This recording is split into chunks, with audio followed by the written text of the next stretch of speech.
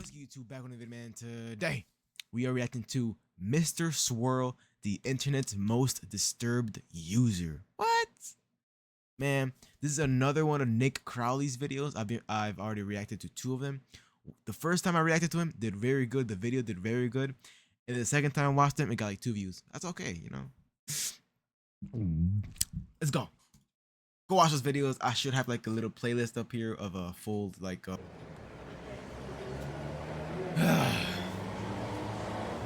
Thailand. Pattaya, Thailand. Oh my Two young gosh. brothers enter a local internet cafe, take their seats, and begin playing their favorite games. One boy was 13, and the other just 8. And together they sat there and played the way they always did, getting lost in their screens, wasting the day away, until one of the boys felt a tap on his shoulder. No. Standing there beside them was a similarly aged child, a stranger to the boys, but a friendly one who strikes up a conversation He and don't look eventually friendly. poses an offer. According to the unnamed child, he had a friend who lived close by that owned a special computer, one far better than the device they were currently using, and one that had any game you could ever dream of playing. Bro just He was mocked headed them. to that friend's home right now, but he didn't want to go alone. It was an offer that the boys just couldn't refuse, and considering the child was clearly around their age, they saw no red flags and agreed to go with him, following the boy to a nearby apartment building, Oh, hell then up no. 7 flights of stairs 7 into flights? a dark room. Waiting for them inside that 7 flights of stairs, bro. I'm not doing 2 of those. What the fuck? 7 flights of stairs is like 300 staircases. I'm good, bro. room wasn't some sort of supercharged computer, and it I'll come surely out wasn't a fucking friend of the weighing boys. 170. And instead, it was a monster in every sense of the word. A depraved soul who, years down the line, would go Whoa, wait. I was talking about fucking staircases. Hold up. Shh. Don't worry. It was in a dark room. But waiting for them inside that room wasn't some sort of supercharged computer, and it surely wasn't a friend of the boys. And instead, it was a monster in every sense of the word. A depraved soul who, years down the line, would go on to become one of the most notorious predators ever to walk this earth. An entity known only at the time as Mr. Swirl. What the hell? And these children had just fallen into his trap. No. I didn't think this video was about predators. Now at the heart of a global manhunt. Use of a dozen or more underage computer software to obscure. Hey Crowley, this is really cool. You should go subscribe. Oh my gosh. No, bro. Hey guys, I just wanted to announce that I'm currently working on 2 collaborative projects with my good friend Nexpo, aka. I'll check that out. It's unclear if they knew what they were looking for, or if they had just happened upon it by pure chance. But in 2004, German police entered a long-forgotten storage unit, where beneath the piles of junk and old appliances, they'd unearth a single hard drive. Once plugged into the computer, the device revealed hundreds of images, some showing various locations, breathtaking Good scenery, eats! Oh my delicious gosh. meals, and Good eats. CP. What? The images showed scenes of depraved sexual abuse being done to individuals who were clearly minors, with this abuse being far worse than you'd ever imagine. And it wasn't just one child either, as across that hard drive seemed to be evidence of multiple separate instances of abuse, including images of 3 young boys taken in a dark apartment building. No, is it them? The discovery was horrid, though sadly all in a day's work for investigators who encountered things of this nature on a daily basis. And it's a discovery that likely would have never been discussed by the media after that one day, had it not been for one unusual detail. Typically, in cases involving CP, those taking the photographs and performing the actual abuse will almost always go out of their way to ensure that they aren't shown on camera. That way, if authorities should stumble upon it, they would essentially be unidentifiable. However, the dozens of photos found on this particular hard drive were different.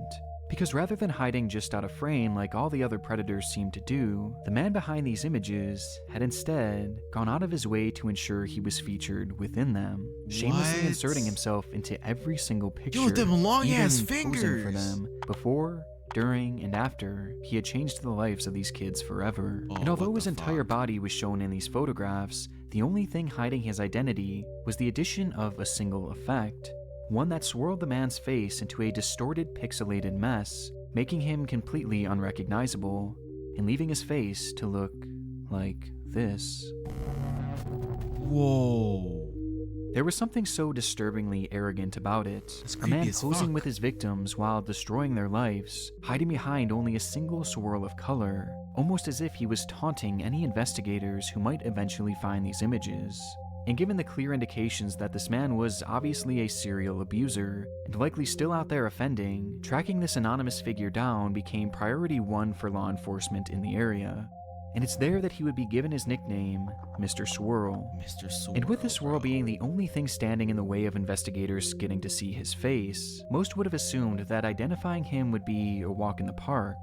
However, this was far from the case. As the images began to be dissected, it quickly became apparent that deciphering the sensor was going to be far more difficult than initially thought, Yeah, and how would you even potentially start even that? impossible, as the pixels had been scrambled in such a unique way that there wasn't any known method to unscramble it. And quickly, what should have been their most valuable clue, the one that stood so tantalizingly close, became a lost cause, leaving investigators at their first dead end. Realizing that things were about to get much more difficult, the German police enlisted the help of an agency known as Interpol, an international crime-stopping organization with a special unit dedicated to resolving crimes against children. Interpol immediately began to get to work, attempting to decipher the photos in a different way, this time by using context clues in the pictures to track down where exactly they were taken, which in turn could tell them where this man was from and where the abuse was taking place. But this too unearthed yet another problem. The first batch of images was discovered to have come from Cambodia, but the next showed evidence that the man was in Vietnam, and then in Thailand, and potentially What? even South Korea as well. Rather than gaining clarity, Damn, that's like the locations of these images instead made the search even wider, as the man was seemingly traveling from country to country, committing his crimes and then fleeing, thus never staying long enough for law enforcement to catch up with him, making it completely unclear to investigators where he was actually from. And given just how vast his travels were, at this point, it was realized that Mr. Swirl could be anywhere, a moving target, so to speak, and an active one as well. During the investigation, which would later be dubbed Operation Vico, in reference to Vietnam and Cambodia, which seemed to be the main sites of his abuse, investigators made a disturbing discovery. That Mr. Swirl's photographs were not exclusive to just that hard drive, as photo after photo began to appear on various online forums, with all of them featuring that disturbed, swirling face. The images were shared across the web seemingly straight from the man himself, and were sent out to various predatory groups that were filled with individuals just as sick as he was. Within these groups, it was considered a badge of honor to show your body and face within the content you made, thus leading to the sender becoming well respected among his peers, which showed us two things. One, that this was likely the reason why Mr. Swirl inserted himself in these photos, as it had led to him becoming a beloved member of their twisted community, in turn granting him access to all the CP he could want. And two, that the images found on the hard drive did not account for his whole body of work, as in these chat rooms and forums, police would find far more photos featuring their suspect, raising the total from a few dozen to nearly 300. 300? By this point, Mr. Swirl had been untraceable. Authorities were essentially searching for a ghost, and though these new images must have felt like a gut punch at first, they would eventually prove to be integral to their investigation, as for the first time in their hunt, Mr. Swirl had made a key error. What? Within these postings, Mr. Swirl had forgotten to hide his IP address, in turn revealing the general area in which they had been sent, with the location being Vancouver, Canada. What? This break So out of all the places that they said, Cambodia, Thailand, South Korea, I think, and some other places, neither of those were right. Or he was there, but then they tracked him in Canada. revealed the key It's early in the morning. detail that he had some sort of tie to Vancouver, and that he was likely a sex tourist, someone who travels to countries that have loose laws around their age of consent in order to be able to abuse children without any repercussions. With Mr. Swirl clearly doing the same thing, visiting multiple countries in Asia, making his material, coming home, and then sharing it with his friends. It certainly didn't solve the case, but it was finally a step in the right direction. And unbeknownst to the team working on Operation Vico, they were quickly approaching an even bigger revelation.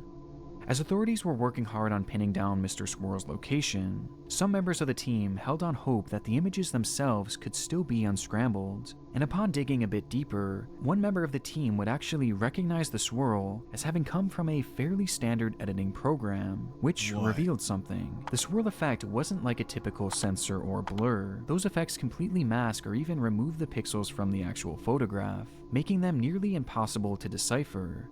But this effect did neither of those things, and instead it simply rearranged the pixels of the man's face into a swirling pattern, meaning that this image still contained all of its original pixels, and Mr. Swirl's face was somewhere in So if they twirl it, if that fucking freak, he twirls it, you can just untwirl it. Like, okay, so let's say he twirls it clockwise, do it counterclockwise, and then get his face, no? this picture. They just had to piece it Do not make me a detective, bro. together. And so, in what must have felt like a Hail Mary at the time, an investigator put one of the images into that very same editing software, then clicked that very same swirl effect, and simply reversed it. Oh my gosh, I'm so fucking smart. Never mind, bro. Make me fucking the best detective of all time, bro. Yo. What Which did he in get? turn led to this. Oh my gosh. Yo, that's creepy. Oh. In an investigation that started all the way back in 2004, finally, Mr. Swirl's face was revealed with a single click a whole 3 years later, confirming not only what the man Bro, looked I would have literally thought of that the first day I seen that, though. Of untwirling it. like, but also What? that it was truly just one man behind the swirl. Ew, bro, this dude looks ugly, bro. And now, all they had to do was find him. Interpol first started their search by sending this man's image to every single police station the network had access to, asking if anyone across the world had a criminal in their database who might match this photo, but this attempt would fall flat, indicating that whoever this man was, he likely had no prior criminal record. Time was clearly of the essence, and they knew that with every waking moment, Mr. Swirl could be adding to his list of growing victims. And wanting to act fast, Interpol made a fairly unprecedented decision. They reached out to every single major news outlet across the world and asked them to show this man's face on their broadcast to help bring this predator to justice. Yo, I know he was so scared. Additionally, the images of Mr. Swirl's face were also plastered in all corners of the internet, and within just one day, the story was quite literally everywhere. What started as a small search for an anonymous man had become an international manhunt overnight, and within just hours, Mr. Swirl would be anonymous no more. Damn, really? In just a couple hours? Top news story this hour. The worldwide search for a suspected pedophile is concentrated in Thailand this morning. We now know the suspect is a Canadian. The CBC's Michael McAuliffe reports from Bangkok. This morning, Interpol announced they now believe they know who the man is. He's been identified as a Canadian, 32-year-old Christopher Paul Neal. His name is Christopher Paul Neal. Not only did Neal's face and body match perfectly with Mr. Swirl, but he also had grown up just outside of Vancouver where the IP was tracked to. And he had moved from country to country across Asia in recent years, countries like Cambodia, Vietnam, and Thailand. The resemblance was so undeniable that even one of his own family members came forward to help identify him. Christopher Neal was in fact Mr. Swirl, a discovery that came with some disturbing revelations. As it turns out, Christopher Neal was actually working as a children's English teacher, a job he had held in... No, bro. What? Yo, y'all gotta be careful with who y'all getting taught by, bro. each of the countries he was discovered to have abused young boys in, making it likely that he used this position of power to lure in children from his classes to eventually abuse them and share their photos online. Along with this, it was also revealed that he had used his relationships with young boys to help lure in other children for him to assault. As looking back on the story that started this video, he had recruited a clueless child he knew to lure those two brothers back to his apartment. This discovery also shined a spotlight on his social media pages, and specifically his MySpace page, where he chillingly wrote, "Loving Asia, will I ever come back?" while in the midst of his abuse spree.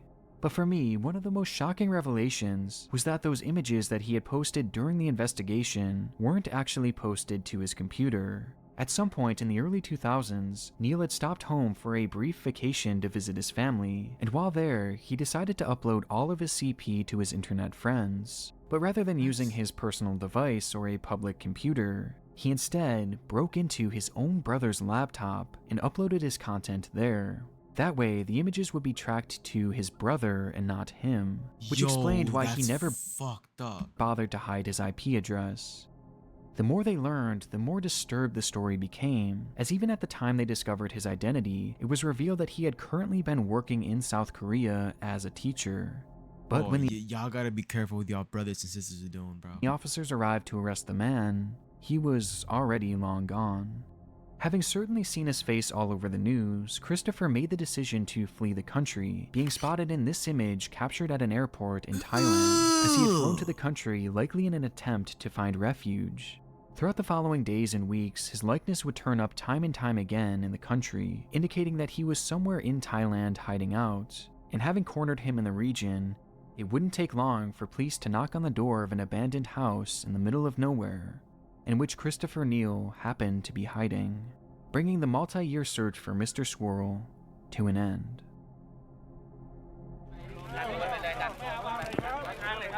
Hey, throw a rock at him! Spit on him! Throw a fucking chair at him or something, bro. Following his arrest by Thai police, Neil will be charged for his assault on those 3 young boys from the internet cafe, as it was the only crime they could prove had taken place in their country, and with it carried a prison sentence of 5 years. What? Admittedly, the sentencing was light, but the plan was to have Neil turned over to Canadian authorities after he did his time in Thailand, where they would also prosecute him all over again, with the hope being that they could do the same thing with countries like Cambodia and Vietnam, and essentially force him to live out his life death sentence in prison. However, when the sentence was completed in 2012, and Christopher was deported back to Canada, the shocking decision was made to allow Christopher Neil to walk free. What? When Neil was detained in Canada, authorities let him walk under the condition that he would never own a device that connected to the internet again, as well as the agreement that he would stay away from That's obviously not gonna happen though. parks, schools, and also register as a sex offender. I can't for the life of me understand why this decision was made, Exactly. but from what I could gather, it seemed to center around the fact that his crimes were international, and that none of his other victims had actually come forward, meaning the other countries they had hoped would prosecute never actually bothered to pursue it. They should And have. because his crimes didn't happen on Canadian soil, not much could really be done, legally speaking. And so in the end, the hunt for Mr. Swirl ended up lasting almost as long as the sentence he served. And even after everything this man did, he was let loose and allowed to assimilate back into society. Hell no, bro. But this isn't where our story ends. Oh, please tell Not me he like dies or Even a something. full year later in 2013, it would be uncovered that Christopher Neil had somehow managed to purchase a computer. And also Somehow. Nobody's watching him. Yeah, he's gonna do that. You know what I mean? connected to the internet, a clear violation of his conditions. And though he claimed it was just for writing a book about his life experiences, Fuck when off. investigators He's not seized the doing that. device, they would, unsurprisingly, find even more CP, Exactly. 25 images to be exact, including 25. 2 with his signature swirling face. As it turns out, Christopher had been using the device to contact his fellow pedophile friends, where he would Pedophile even friends. message one of his disturbed friends right after his release, saying, "The swirl liveth still," proving without a shadow of a doubt that he was remorseless about his crimes, and took pride in his new nickname. And somehow, the discovery got even worse from there, as it was Why? revealed that a friend of his had shown him how to access the deep web and how to share these photographs in practically an untraceable way, Oh thus my allowing him to continue gosh. being active in these predatory groups, no matter what restrictions were placed on him. After Canadian police made this discovery, Christopher Ew. would yet again be arrested, and this time they had the chance to really send a message and put him away forever, as clearly letting him walk away the first time was a Wait, mistake, did as he they? wasn't reformed even in the slightest. And so, to make up for this, the judge would give Christopher Neal the whopping sentence of just 5.5 years, Are you fucking with time kidding me? served, meaning that he would only end up in jail for a little over 14 months. That's not. That's a The prosecution year and praised 2 the months. sentence as a win, and Christopher vowed to change his ways, but it just doesn't sit right that as of 2016, Mr. Swirl, the man responsible for dozens and dozens of instances of extreme child abuse, which by the way are just the ones that we know of, is Exactly. a free man, There's now living probably a more. normal life in Vancouver. And worst of all, he now has access to share this material through untraceable avenues, meaning that there is a good chance that he could still be out there obtaining, sharing, and who knows, maybe even producing his content.